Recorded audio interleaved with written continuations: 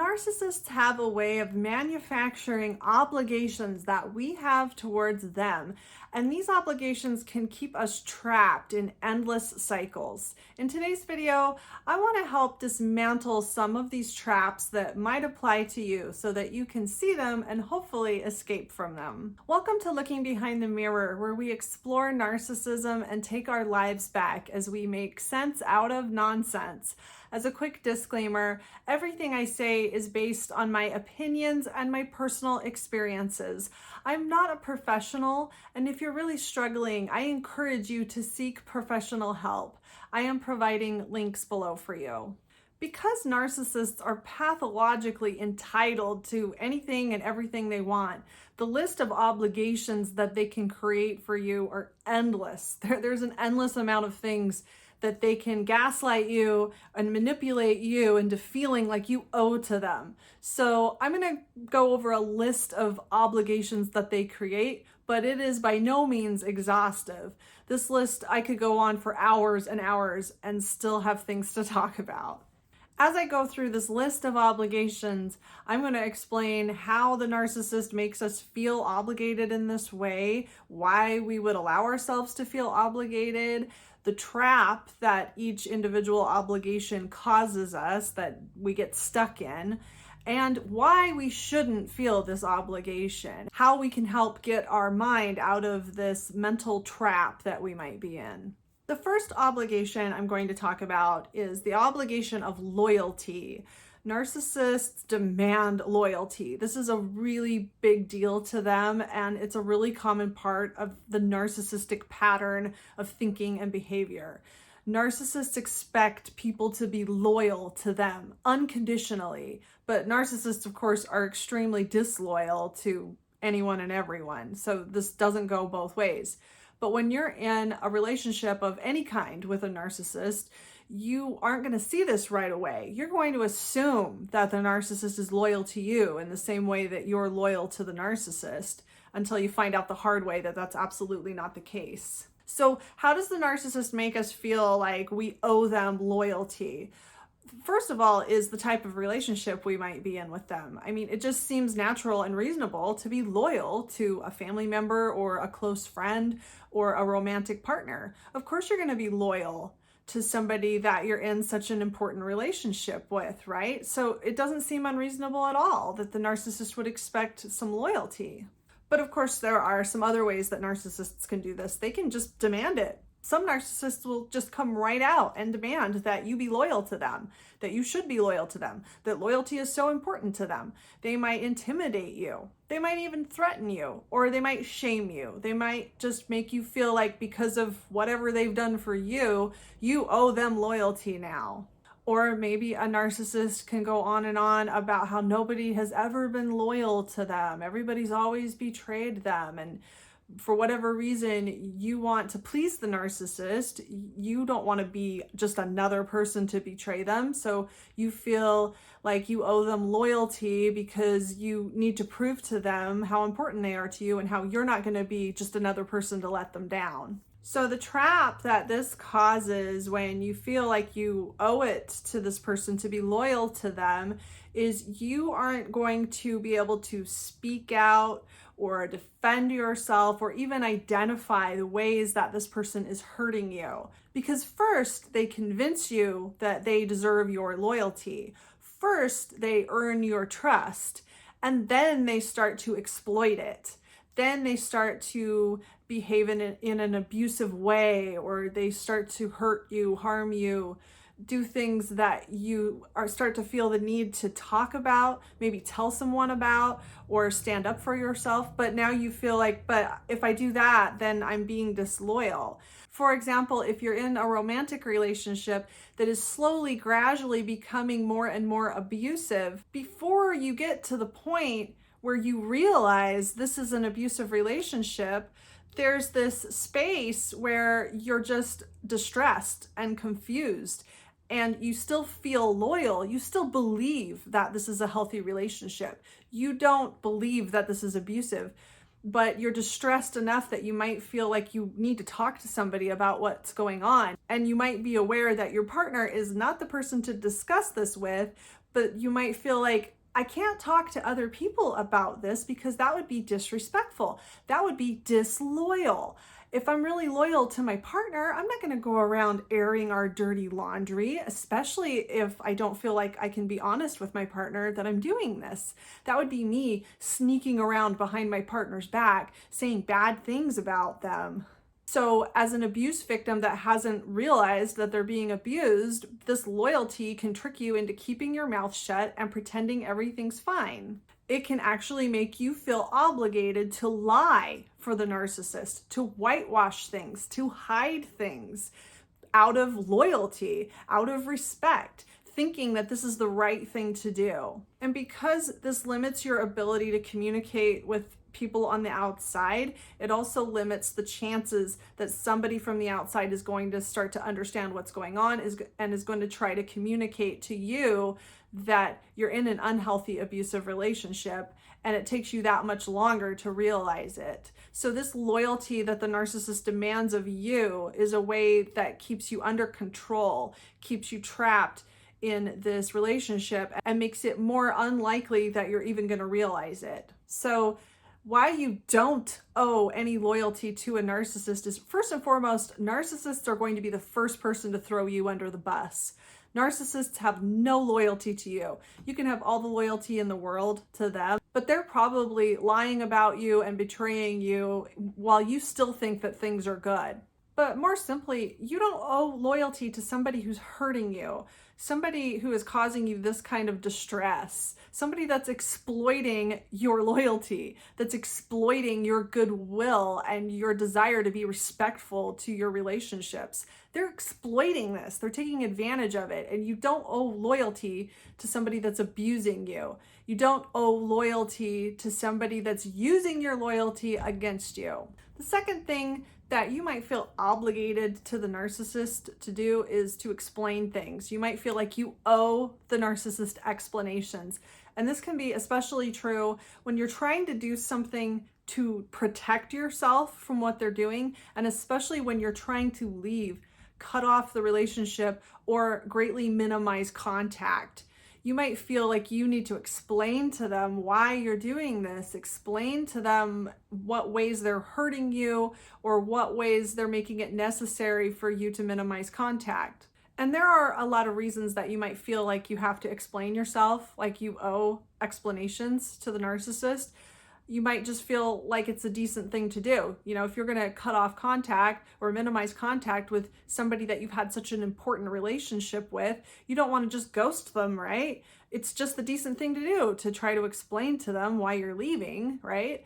Another reason you might feel like you need to explain is because you feel like there might still be a chance that maybe they'll get it. Maybe they'll finally understand, oh, this person's really serious. I mean, they're getting ready to leave or cut off contact.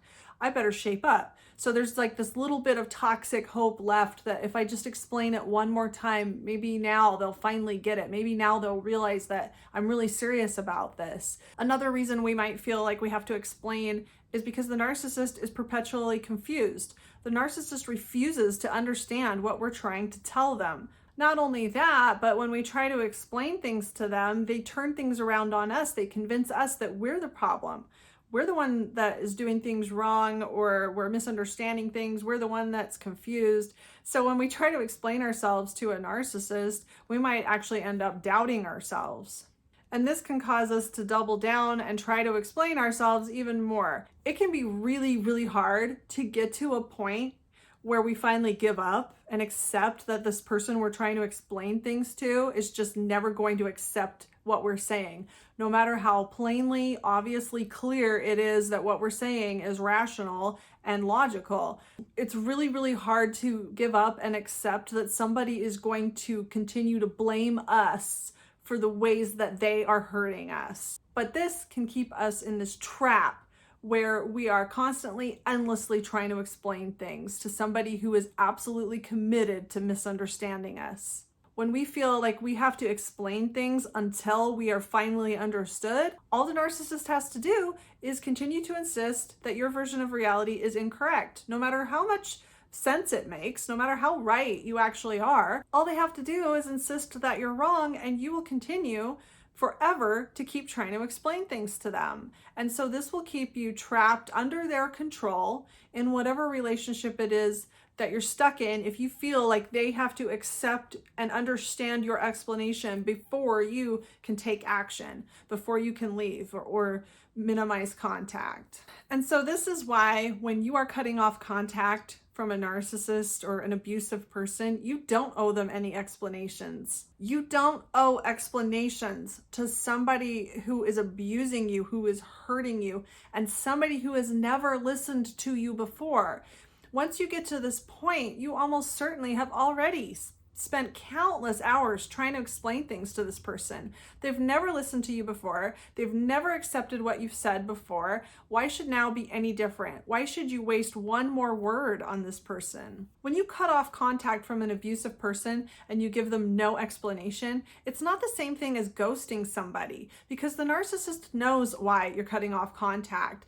They know what you've been trying to say. They understand the words coming out of your mouth. And like I said, you've probably already tried to explain this a million times. So it's not that they're completely clueless and that they really believe that everything's your fault. That's a story that they tell themselves. That's something that they work very hard to convince themselves of, but they know deep down why you're leaving. They understand the ways that they've hurt you. They just don't care, and they feel like they can bend reality to be whatever it is that they want it to be. So explaining things to these people is a huge waste of your time and energy, and you don't owe them this. They don't deserve an explanation after everything they've done to you. The third thing that a narcissist might make you feel obligated to give them are second chances. And there are a lot of reasons that you might feel like they deserve a second chance, or a third or fourth or fifth or sixth chance. And I mean, some of these reasons might be as simple as just believing that everybody deserves a second chance, right? We all mess up sometimes, right? Nobody's perfect. Of course, you're not going to just cut off a relationship the first time somebody does something to hurt you or makes a mistake, right? I mean, this all sounds really reasonable, and it is. It applies to healthy, normal relationships. But you're taking something that applies to healthy, normal relationships and you're applying it to an abusive narcissistic relationship, and that's the problem. Another reason that we might feel obligated to give second chances is just because the narcissist is begging us to and is promising to change, and we might be in a state where we are desperately hoping that they'll change. We're desperately hoping that they will finally understand how much they've been hurting us. And so when they are saying these things and begging for a second chance, it's really hard to say no. It's really hard to give up on that tiny sliver of a chance that maybe they mean what they say. Maybe they really will change this time. Maybe this time is different. So of course, it's really hard to give up on this tiny little sliver of a chance of something that we're desperate for. And of course, like the loyalty, they might give you some kind of sob story about how nobody has ever believed in them and everybody has always abandoned them and given up on them, and you don't want to be that guy. You don't want to be the person that doesn't give them a chance to redeem themselves. Maybe they've spent the whole relationship complaining about people that have abandoned them, and now when you finally reach this point where you finally understand why, you're so conditioned to not want to be that person, and you have maybe your own self-worth or ego tied up in the idea that you're not one of those people. You're better than that. You're not one that's going to let them down like everyone else. Now you don't want to join the club.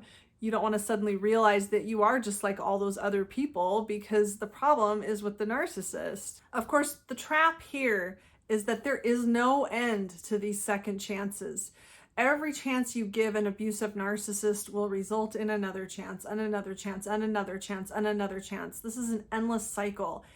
Abuse does not end this way. It just doesn't. It does not work like that. If you are in an abusive relationship and you leave and the abuser begs you to give them another chance and you take them back, they will abuse you again. Period.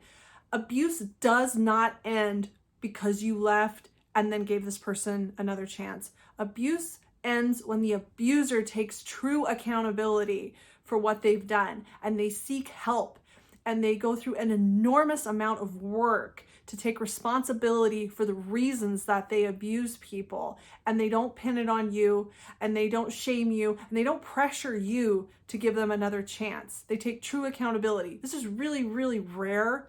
It does happen sometimes, but even in the very, very rare times where an abuser takes accountability and seeks help, to think that they're going to be able to change the way they look at you enough to enter back into this relationship after they've done all this work and be a healthy partner is just, it's unrealistic, because you've been a coping mechanism for them. Hurting you and scapegoating you and blaming you and using you as an emotional punching bag has been how they get through life, and that's how they look at you.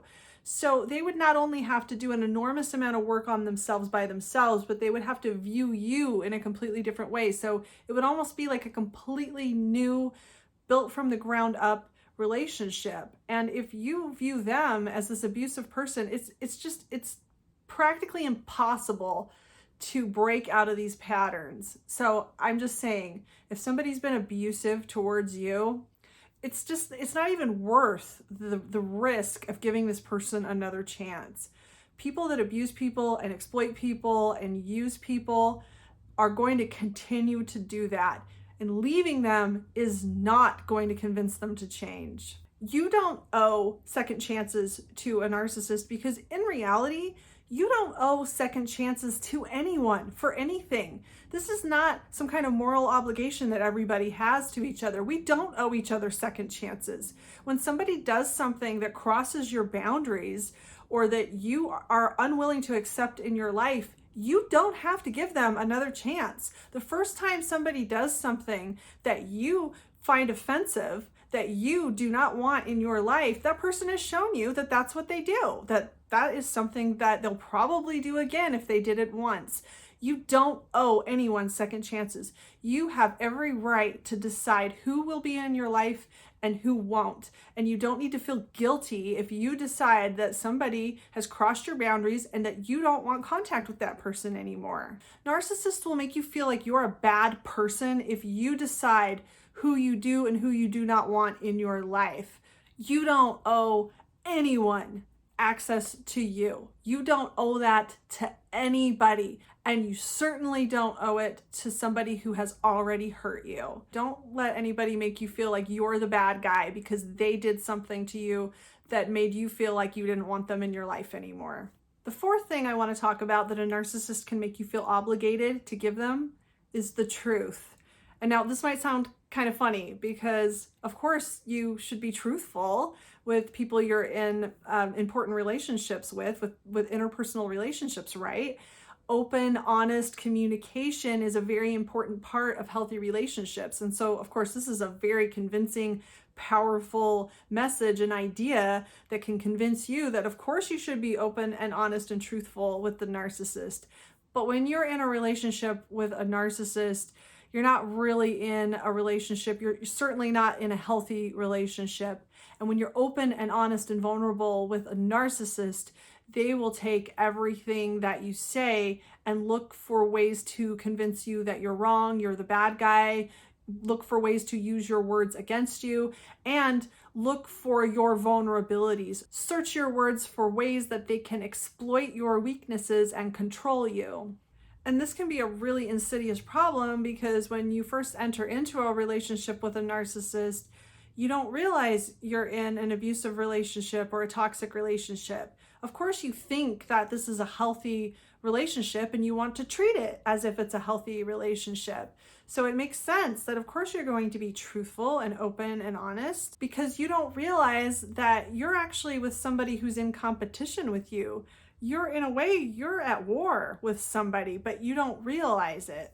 And before you realize the truth of this relationship, you can't protect yourself. So the way that this can turn into a trap is that the narcissist will demand honesty from you for things that you know are going to hurt you or cause a huge commotion or fight or whatever. Like if the narcissist asks you something like, did you sanitize the silverware before you put it in the dishwasher? because you know that the narcissist demands that you sanitize the silverware before you put it in the dishwasher. Maybe they have some weird routine where you're supposed to boil it or whatever. And you know, you didn't do it because you think it's stupid, but you don't feel comfortable being honest. You don't feel comfortable saying like, no, I skipped it this time. I really don't think, if you want to do it, you do it, but I don't want to do that. You can't talk to a narcissist that way without causing a huge, endless argument that goes nowhere. So you might feel really tempted to just lie and say, oh yeah, I did, right? But then you'll feel like you're a bad person because you lied. So you get caught in these no-win situations. Or maybe the narcissist is pressuring you to do something that you don't want to do. Like, I've known narcissists that want to get involved in things that have nothing to do with them. So a narcissist might be telling you that your boss needs to hire more people, even though the narcissist doesn't work at your company and isn't affected by it in any way. The narcissist might get really adamant that you need to tell your boss that he needs to hire more people. And, maybe you don't agree with this, and maybe you don't want to deal with telling your boss this, but the narcissist is just insisting that you better do it, or you're stupid, or you don't listen, or you never do what they ask. And so you get caught in this horrible trap of not being able to tell them, no, I would rather not do that, because it results in endless arguing. But when the narcissist asks you, did you tell your boss? Did you tell your boss that he needs to hire more people like I told you to? It's so much easier to just lie and say, yeah, I did, instead of starting an endless 3-hour argument that goes nowhere. Now, for me personally, I was in a situation like this a long time ago, where I was in a relationship that slowly over time I became very unhappy in. But I thought that something was wrong with me. I thought that this was my failure, that I was so unhappy in a relationship that was so perfect, right? Because I was being completely gaslighted into blaming everything on myself. So all the problems, all the unhappiness were all my fault, because everything was being turned around on me. All the responsibility was put on me, and I was buying into all of this. And I got to the point where this person I was in a relationship with was very intimidating to me. I was very intimidated by this person. And this person got to the point where they would kind of look right through me and ask me if I was happy or not. Are you happy in this are you unhappy in this relationship? And it was in a way that really scared me. And I felt like, first of all, something was wrong with me for not being happy. I was supposed to be happy because of how much this person was doing for me, which in reality was really not anything other than financially providing for me, aka controlling me. And so if I was honest and even hinted at the idea that maybe I wasn't happy, I would be vilified and gaslighted and shamed and made to feel like a horrible person, an ungrateful, spoiled brat. And anything I said would be told to other people to show them how ungrateful and spoiled I was. But I am a terrible liar. I've always been a terrible liar. So when I would try to just say, yeah, I'm really happy, then this person could tell that I wasn't. And this was a really uncomfortable no-win situation. There was no good answer. And I felt like a terrible person for lying. Like, I owe this person the truth, right? I'm supposed to be open and honest in my relationships, right? So why am I lying about the way I feel? And then I would try to convince myself that I really was happy when I wasn't. It was terrible. But in hindsight, I feel like this person was doing this on purpose, that this person, in my opinion, was fully aware of how miserable I was and fully aware of exactly why and exactly what they were doing. And I really feel like this person was doing this for fun, was really enjoying watching me squirm, and was really enjoying the control they had over my emotions and how important it made this person feel. In a healthy relationship, if you're unhappy, you should be able to just be honest and say, I am unhappy. And that shouldn't result in a 3-hour discussion of everything that's wrong with you and what an ungrateful, horrible, spoiled brat you are, right? It should result in a constructive, respectful conversation about why are you unhappy and what can we do together to work on this. And of course, I didn't realize that at the time. And that is a reason that you don't owe open, honest communication to a narcissist. You don't owe them the truth. You really don't. It's okay to lie to somebody who is trying to destroy you with the truth. That's my opinion. When you're in a relationship with a narcissist, you are at war with an unsafe person who is looking for any opportunity they can use to harm you and to put themselves above you and to win this contest that they think they're in. You don't owe that person the truth. Now, some honorable mentions of things that narcissists make you feel like you owe them. They feel like you owe them more. No matter how much you're doing, you owe them more, because they're not happy, because you didn't do it right, because you could give a little more, right? Until you actually collapse from exhaustion, you could always give just a little bit more, and they will always make you feel guilty for not spending just one more minute on that thing or trying just a little bit harder until you collapse, right? And making you feel like you are lazy, like you're not trying more, because they're never happy. They're never satisfied. And they will always blame that on you when it has never been your fault. So you certainly don't owe more to somebody who is never satisfied with anything. You might as well do less. And in a way with narcissists, if you just do however much you feel like doing, they're going to complain anyway. They're going to complain no matter how hard you're trying. Why put in the extra effort? And if you do less, in a weird, twisted kind of way, you're actually doing them a favor because they're always looking for things to complain about. Narcissists also feel like you owe them sympathy, like they're such a victim. Everybody's always betrayed them and abandoned them, and it's so sad. And they feel like you owe them attention, that they should be the center of the universe.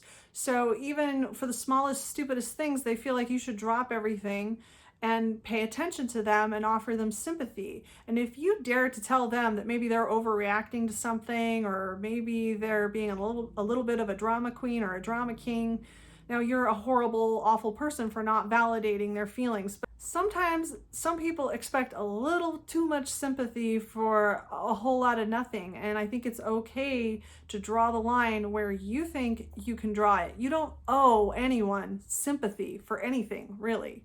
And of course, narcissists will endlessly take your time and attention and make you feel obligated to give them your time and your attention, because that's what a good partner does, or that's what a good friend does, or whatever it is that you are to this person. Of course, you should pay attention to them. And of course, you should spend time on what they want, but it never goes both ways. You don't owe anything to somebody that would throw you under the bus, somebody that hurts you and exploits you and uses you and really doesn't give anything back, really just creates the illusion that they're giving so much to you.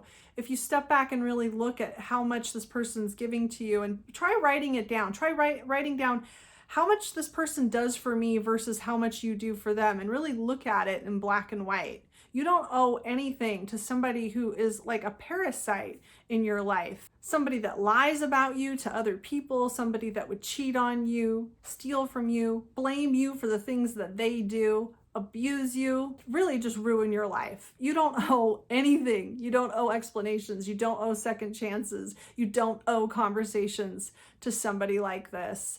And they certainly don't feel like they owe anything to you. I hope this helps. If you like this video, give it a thumbs up and comment below any ideas you have for me for future videos. And don't forget to subscribe to my channel if you like this video and would like to see more like it in the future. Until next time, thanks. Bye.